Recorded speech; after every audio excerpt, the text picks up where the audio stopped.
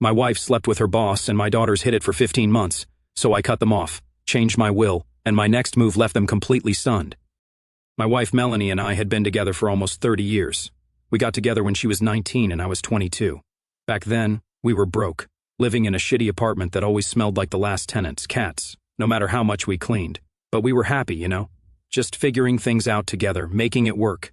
We started with nothing and built everything ourselves. We had 2 daughters, Olivia, 26, and Zoe, 24. Olivia was always the smart one. Valedictorian, top of her class in college, now working some fancy corporate job. She's engaged to this finance bro named Ethan. Their wedding was supposed to be this October. Zoe's always been more laid back into art and stuff. She's always been a daddy's girl, at least I thought she was. Like any marriage, we had our rough patches. Money was tight when the girls were little. I worked construction, sometimes 2 jobs, while Melanie waited tables and got her degree. We fought about stupid things, but we always figured it out. That's marriage, right? You stick it out, you don't just bail when things get hard. But lately, something felt off. Melanie started acting differently the past few months. Nothing major, just little things. She suddenly became super protective of her phone. One time I picked it up just to check the time. Mine was charging, and she practically dove across the room to grab it from me, saying something about privacy and boundaries. We've been married 30 years, since when do we have phone boundaries? Then there were these girls' nights she started doing with Olivia and Zoe. They used to get together maybe once a month, which was cool. I always thought it was great they were close. But it started to be every other week, sometimes more. When I asked what they did or where they went, I got vague answers, just dinner or just catching up. Melanie used to come home and tell me all the gossip they talked about. About 6 months ago, I came home early from a business trip. The client meeting got canceled, so I caught an earlier flight. When I walked in, Melanie was on the phone but hung up crazy fast when she saw me. She said it was just Olivia, but when I asked what they were talking about, she got all weird and changed the subject. There was this one time I walked into the kitchen and caught Zoe mid-sentence, saying something low to Melanie. I didn't catch all of it, just something like, "Do you think he knows?" They both turned to look at me, eyes a little wide, like I'd startled them. "What are you two whispering about?" I asked, half laughing. Melanie recovered quickly, giving me this casual smile. "Oh, just talking about something for later, nothing you need to worry about." Zoe chimed in, a little too eagerly. "Yeah, it's just a surprise thing. You'll find out soon enough." I raised an eyebrow. "A surprise for what?" "Just something fun," Melanie said, brushing past me to grab something from the fridge. "You'll see." I figured they were planning for my birthday since it was around the corner. Then there was that other night when Melanie told me she was visiting her sister in Columbus for the weekend. No big deal, I didn't think twice about it. A few days later, I was talking to Olivia on the phone, just catching up, when she casually mentioned how her mom had gotten a nice tan. I frowned. A tan in Ohio in February? There was the tiniest pause, barely noticeable, but something about it made me feel like I'd said the wrong thing. Then Olivia laughed a little. "Oh yeah, we went to a tanning place together before she left. It was kind of a random thing. It didn't seem like a big deal, so I just shrugged it off. But then I started noticing how Melanie's been dressing differently, buying new clothes, wearing makeup more often. She started going to the gym 3 times a week. Good for her, I guess, but it seemed to come out of nowhere. Oh, and she bought herself this silver bracelet a few months back. Said it was a career milestone reward or something. It looked expensive. When I asked how much it cost, she got defensive, said I never cared about her treating herself before, which isn't true. I've always told her to buy stuff she wants if we can afford it. Through all this, I kept thinking maybe I'm reading too much into it. Maybe it's just empty nest syndrome or something. Both girls were out of the house now, so it was just us. People change after 30 years, right? That's normal. I didn't want to be that jealous, controlling husband who freaks out when his wife gets a new haircut or spends more time with our kids. That's not me, never has been. I've always trusted Melanie completely. But there was this nagging feeling I couldn't shake. Like something wasn't right, like I was missing something obvious.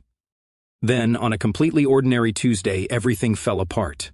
I was at work, managing a construction site, nothing special. Around lunchtime, I checked my email, scrolling through the usual junk, when something caught my eye, a message with the subject line, "Your wife is cheating on you." My first thought was, it's just spam, some scam like those Nigerian prince emails. But something made me open it anyway. The email was short. "Melanie's been screwing her boss, Richard, for over a year. Everyone at the company knows except you. Thought you deserved to know." And there was a video attached. I sat in my truck for like 20 minutes just staring at my phone. Part of me didn't want to watch it, like if I didn't see it, maybe it wasn't real. But eventually, I clicked play. The video was from what looked like a company Christmas party. You could see Melanie in the back, sitting close to some guy I recognized as her boss, Richard. They weren't doing anything too crazy, just talking real close. Then the camera moved to this drunk woman I vaguely recognized from when I'd picked Melanie up from work a few times. "Oh my God, is that her husband?" The drunk woman asked whoever was filming. "No, just recording the party," a woman's voice behind the camera said. "But tell me what you were saying about Melanie and Richard." The drunk woman laughed and said, "Everyone knows they've been fucking for like a year. They think they're so sneaky, but come on, those business trips they take together, the way they disappear during lunch. He even bought her that bracelet she always wears. The fucking bracelet. The silver one, she said, was her career milestone reward." I felt like my whole world crumbled. The camera person's voice came through the speakers. "How's she getting away with it?" The drunk woman laughed, swirling her drink. "Oh, she's got it covered. Got her whole routine down. Excuses, little white lies. People think she's working, late, out shopping, whatever. But nah, she's with him." The video cut off.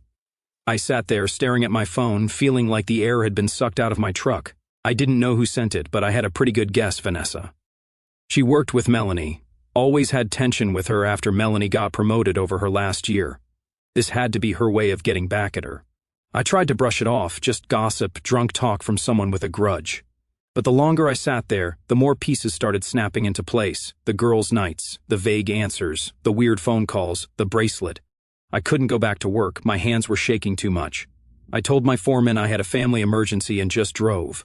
Not home, though. I couldn't face that place. I ended up at my buddy Dave's house.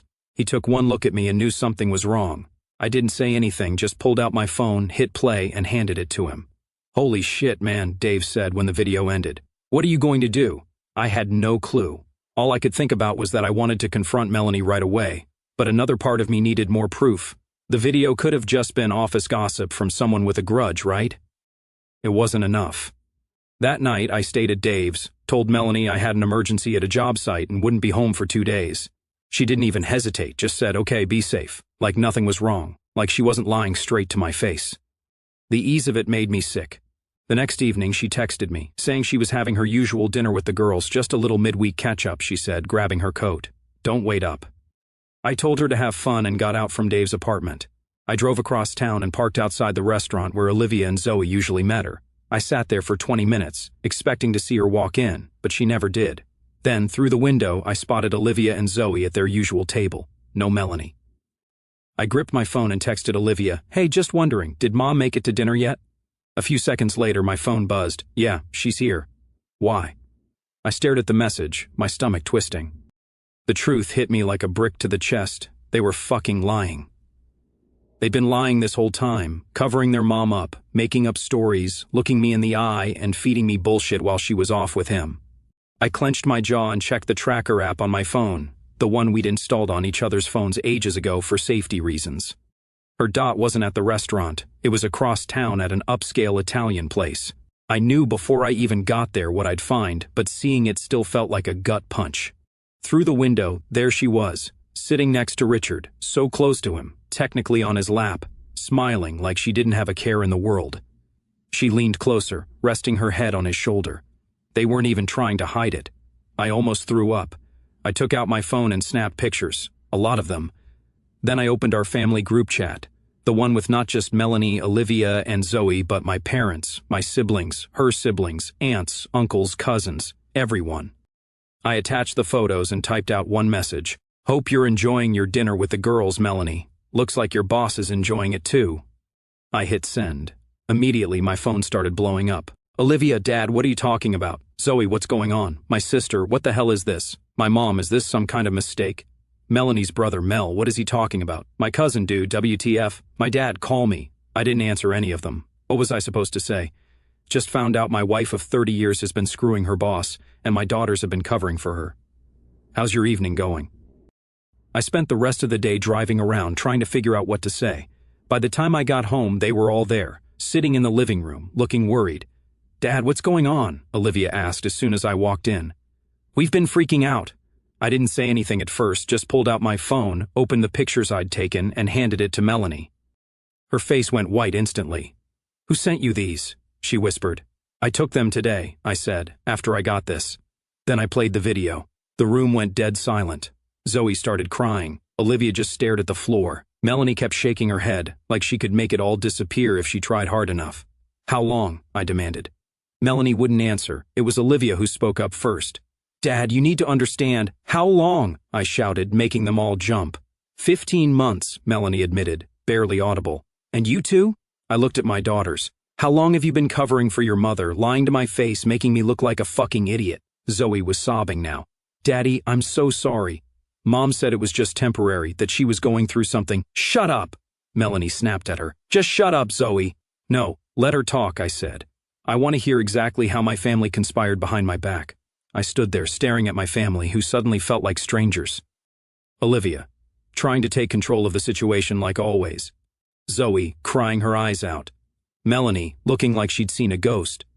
"It wasn't like that," Olivia said, her voice all calm and professional, always the composed one. "Mom was unhappy. You were so wrapped up in work, always gone on those long projects." "Are you seriously blaming me right now?" I couldn't believe what I was hearing. "I'm not blaming you," she said, but her tone said otherwise. "I'm just saying there were reasons. You weren't exactly there for her emotionally. You never wanted to talk about real stuff. You were physically present, but mentally checked out." I stared at my oldest daughter, this stranger defending her mother's affair. "So that justifies her fucking her boss? That makes it okay for you to lie to me for over a year?" "No, but there's no but." I was shouting again. "There's no excuse for this. None." Melanie finally spoke up. "I was going to end it. I was trying to find the right time to what? Come clean or leave me. Which was it?" She didn't answer. She didn't have to. "You know what kills me?" I said, looking at all three of them. "It's not even the affair. I mean, that's fucked up, don't get me wrong. But it's the lying, the conspiracy. The three of you sitting around the dinner table with me, laughing, acting normal, all while knowing this huge secret. Do you have any idea how stupid that makes me feel?" "We didn't want to hurt you," Zoe whispered, still crying. "Well, congratulations. You failed spectacularly at that," I snapped.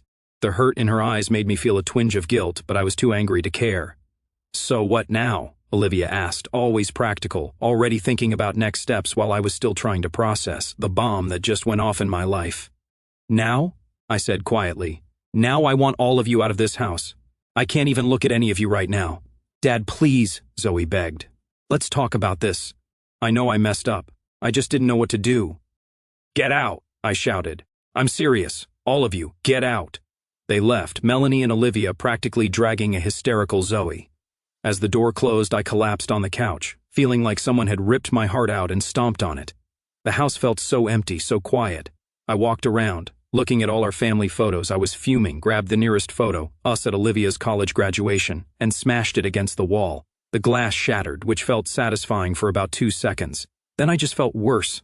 I didn't sleep that night, just sat on the couch, staring at nothing, trying to make sense of everything. My phone kept buzzing with texts and calls from all three of them, but I ignored it. What was there to say? The next few days were a blur.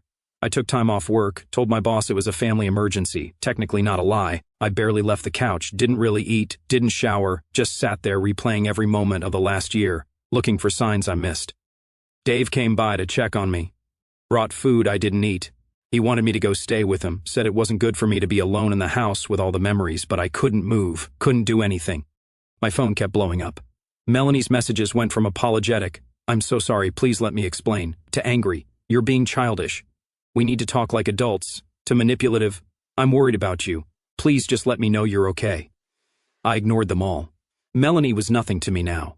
After everything I gave to this marriage, after 30 years of sacrifice, hard work, and loyalty, she threw it all away for some cheap affair. Fine. That was her choice. She could enjoy her boss. I didn't care. But Olivia and Zoe, that was the real knife to the gut. My own daughters, the kids I raised, protected, provided for, they had been part of this. They had known, and worse, they had helped her, lied for her, covered for her, looked me in the eye, sat across from me at the dinner table, and acted like nothing was wrong.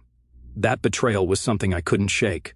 Olivia sent one text, "What you're doing is unfair to everyone. When you're ready to have a mature conversation about this, let me know." Entitled as always, acting like I was the one who fucked up. I wanted to throw my phone against the wall. Zoe was different. She called constantly, left tearful voicemails, "Daddy, please talk to me. I know I messed up so bad. I was just trying to keep the family together. Mom said if I told you you'd leave, and everything would fall apart. I'm so sorry, please don't hate me." Her messages were the hardest to ignore. She'd always been my little girl, the one who'd bring me dandelions and call them flowers, the one who'd fall asleep on my chest watching cartoons. But now, all I could see was her lying to my face, helping Melanie sneak around behind my back. After a week of this, Dave finally convinced me to get my shit together. He was right. I couldn't just sit there feeling sorry for myself. I needed to take action. So I called a lawyer that Dave recommended. "With the evidence you have, you're in a good position," the lawyer told me after I showed him the video and pictures.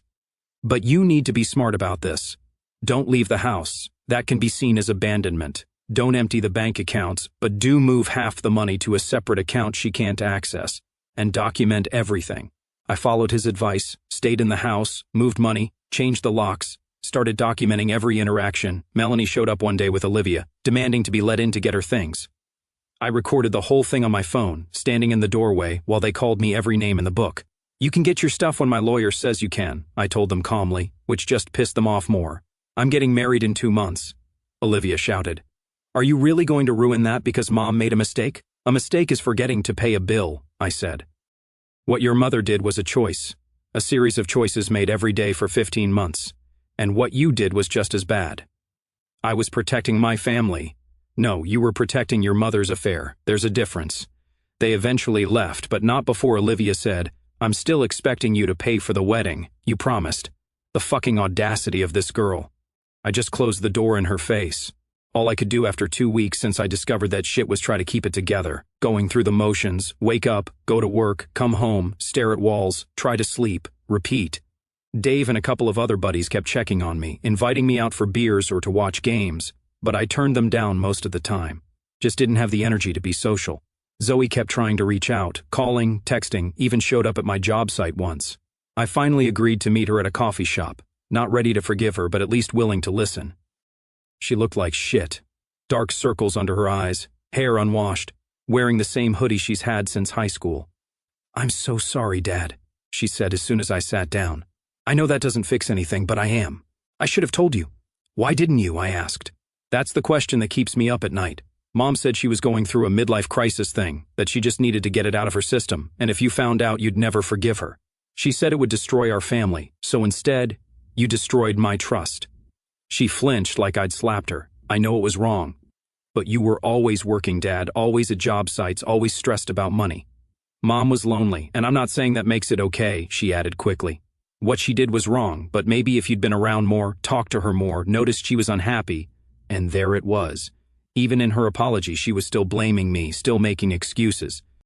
"I worked my ass off to give you and your sister everything," I said quietly. "To put you through college, to make sure we had a nice house, nice cars, vacations. If your mother was unhappy, she could have talked to me. She could have suggested counseling. She could have asked for a divorce. Instead, she cheated, and you helped her." "I know," she whispered. "I'm just trying to explain, not excuse." I wasn't sure I believed that, but looking at her, I couldn't just walk away like I'd planned. "She's still my daughter, but I don't know if I'll ever trust her again. I need time," I told her. "I don't know if I can ever trust you the way I used to." "I understand," she said, wiping away tears. "Thank you for meeting me." As I watched her walk away, I was torn between wanting to call her back and wanting to cut her out of my life, completely. Meanwhile, the divorce was moving along. Melanie's fighting for half of everything, including my retirement account that I'd started before we even met. She wants the house, alimony, the works, claims she sacrificed her career for our family, even though she's been working full-time since Zoe started elementary school. And get this, Olivia is still sending me wedding bills, venue deposits, florist payments, dress alterations. The fucking nerve. I don't respond, but each new demand makes me angrier.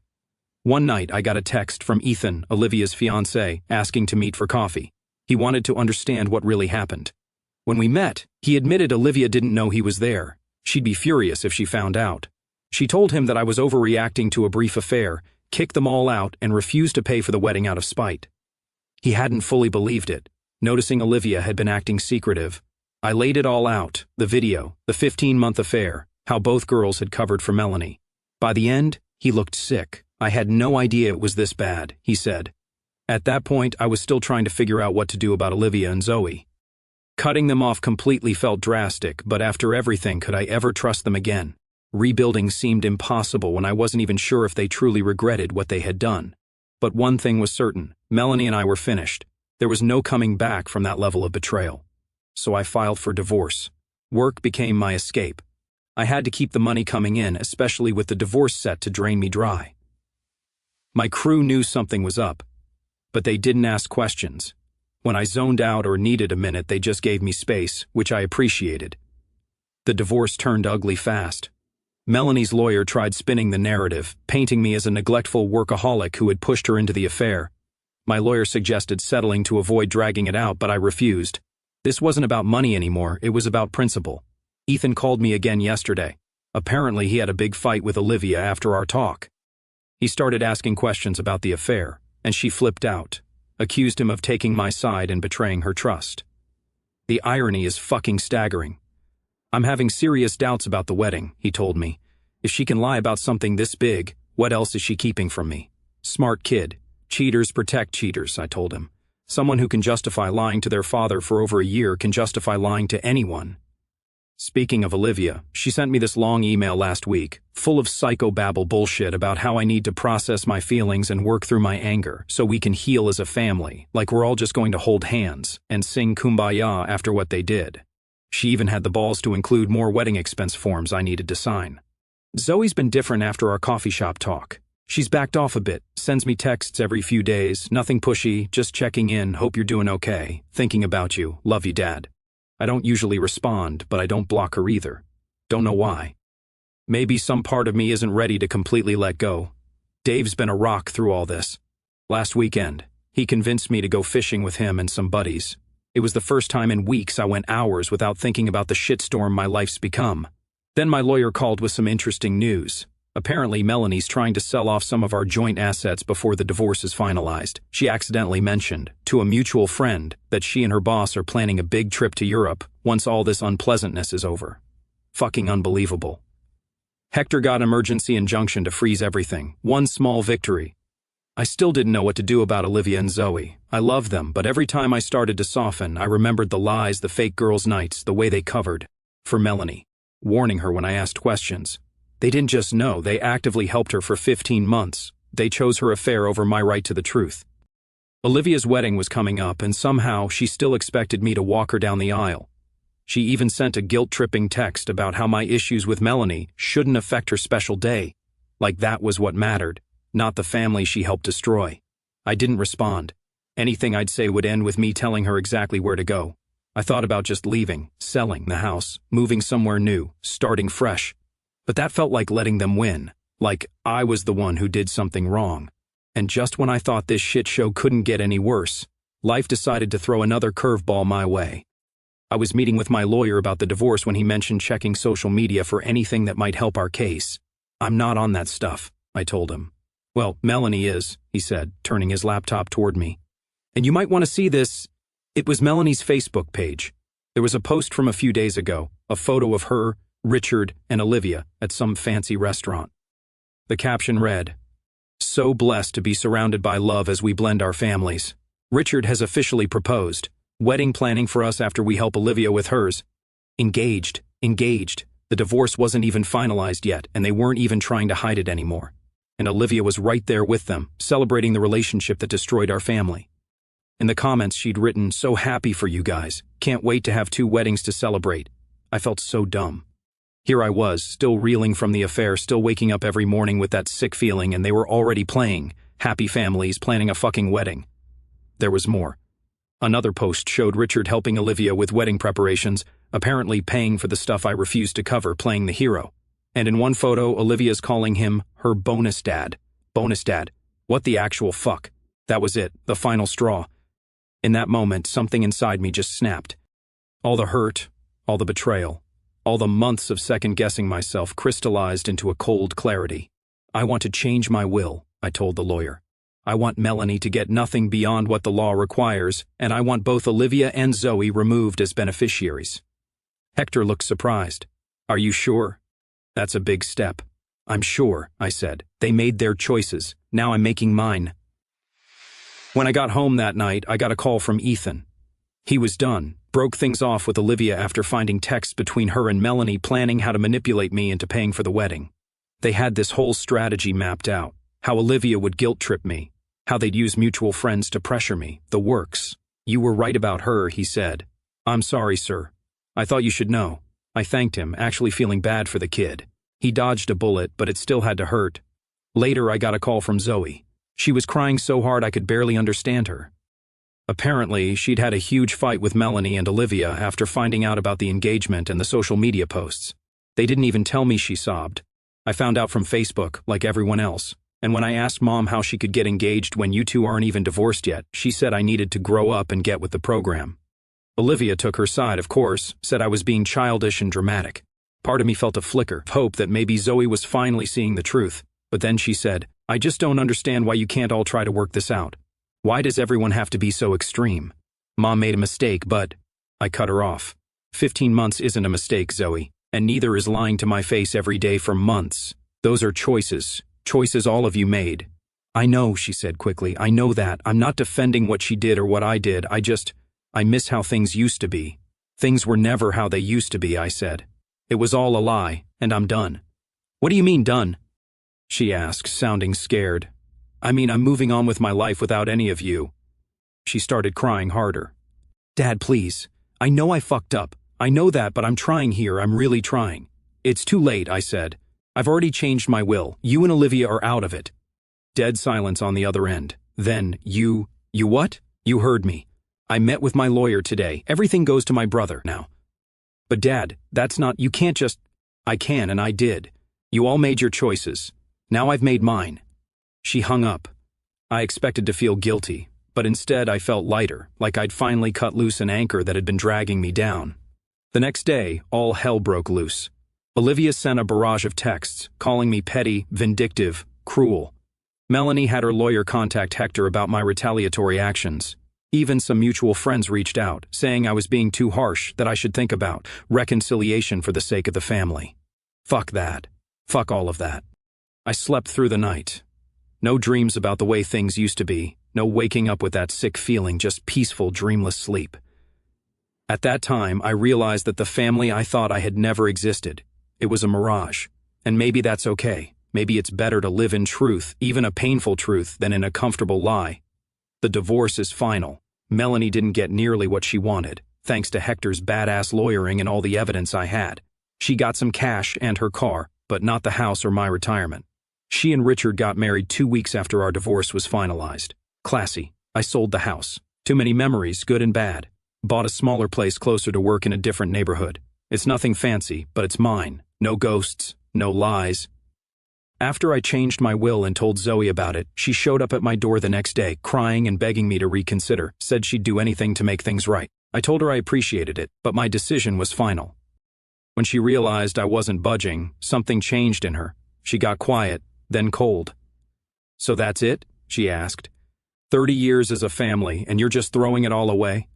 I didn't throw anything away, I told her. You all did that when you decided to lie to me for over a year, she left, and I haven't heard from her since. Apparently, she's moved in with Melanie and Richard, one big happy family. Olivia got married last month to some doctor she met right after Ethan left her. They didn't invite me, I didn't expect them to. I heard from mutual friends that Richard walked her down the aisle.